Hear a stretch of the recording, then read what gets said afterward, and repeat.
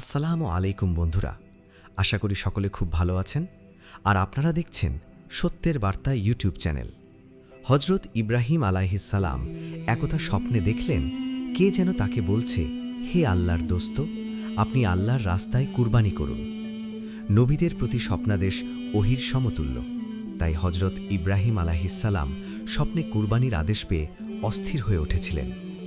অনেক চিন্তাভাবনা করে তিনি দুম্বা ও উট কুরবানি করে দিলেন। দ্বিতীয় রাতে তিনি আবার স্বপ্নে দেখলেন, একজন তাকে বলছেন, হে নবী, আল্লাহর রাস্তায় কুরবানি করুন। এবারও নবী 200 উট কুরবানি করলেন। অতঃপর তৃতীয় রাতেও তিনি একই স্বপ্ন দেখলেন। তৃতীয়বারেও তিনি 200 উট কুরবানি করলেন। চতুর্থ রাতেও তিনি স্বপ্নে দেখেন, কে যেন তাকে বলছেন, হে আল্লাহর দোস্ত, আপনি আল্লাহর রাস্তায় আপনার প্রিয় সন্তানকে কুরবানি করুন। এবার স্বপ্ন দেখে তিনি হতবুদ্ধি হয়ে গেলেন। তার সন্তান বলতে হজরত ইসমাইল আলাইহিসসালাম ব্যতীত আর কেউ নেই। সন্তান তার নয়নের মণি। নবী তাদের সাথে তেমন সম্পর্ক পর্যন্ত রাখতেন না। এমতাবস্থায় এটি ছিল এক চরম প্রত্যাদেশ। কিভাবে তিনি তা কার্যকর করবেন ভেবে অস্থির হলেন। ভোরবেলা নবী সায়রা বিবির নিকট তার স্বপ্নের কথা আলোচনা করলেন। সায়রা নবীকে অতি সত্বর প্রত্যাদেশ কার্যকর করার জন্য বিশেষভাবে অনুরোধ করলেন। হজরত ইব্রাহিম আলাইহিসসালাম অত্যন্ত দুঃখ ভারাক্রান্ত মন নিয়ে মক্কার পথে রওনা করলেন। সঙ্গে তিনি একখানা ছুরি ও কিছু রশি নিলেন। মক্কায় পৌঁছে তিনি মা হাজেরার আস্তানায় গিয়ে বসলেন। সেখানে কিছু সময় বিশ্রাম নিয়ে হাজেরাকে বললেন, আজ ইসমাইল আলাইহিসসালামকে ভালো পোশাক পরিয়ে আতর ও গোলাপ লাগিয়ে উত্তম রূপে সাজিয়ে দিন।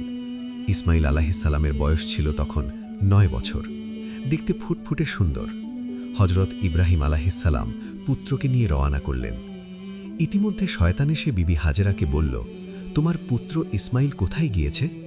হাজেরা বললেন, তার পিতার সঙ্গে দাওয়াতে গিয়েছে। শয়তান বলল, সমস্ত কথা মিথ্যা। তোমার স্বামী পুত্রকে কুরবানি করার জন্য আল্লাহর আদেশ পেয়েছেন।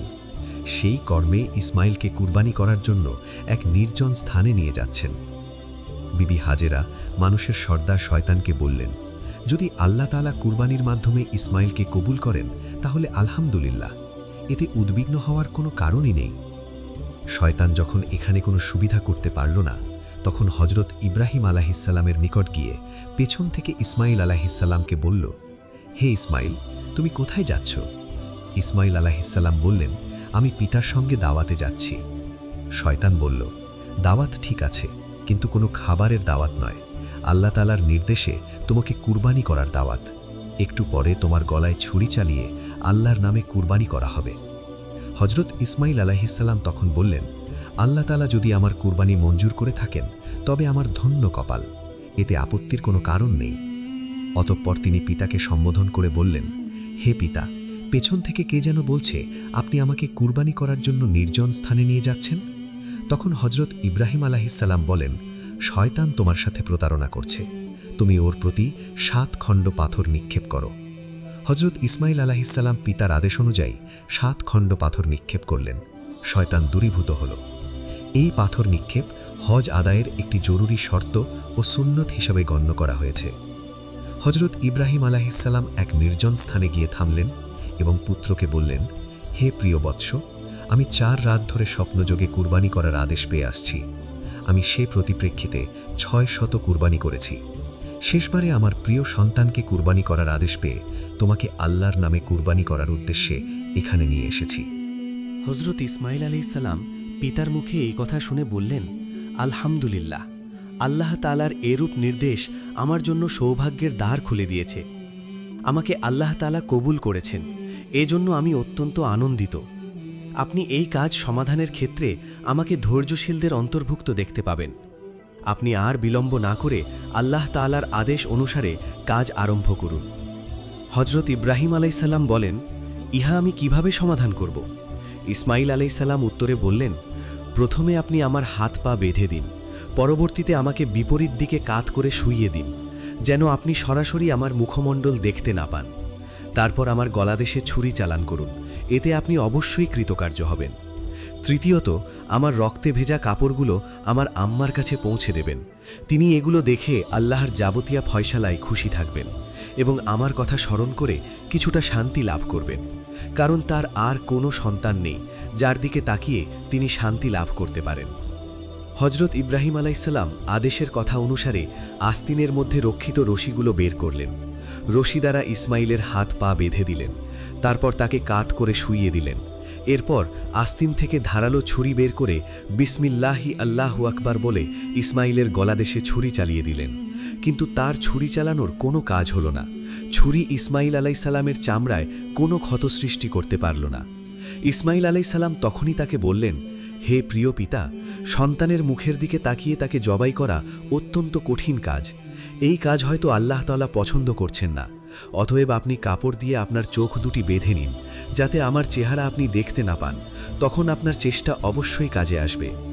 হজরত ইব্রাহিম আলাইসাল্লাম ইসমাইল আলাইসাল্লামের পরামর্শ অনুসারে নিজ চক্ষু দুটি বেঁধে নিলেন এবং পূর্বের ন্যায় ইসমাইলকে কাত করে শুইয়ে দিলেন।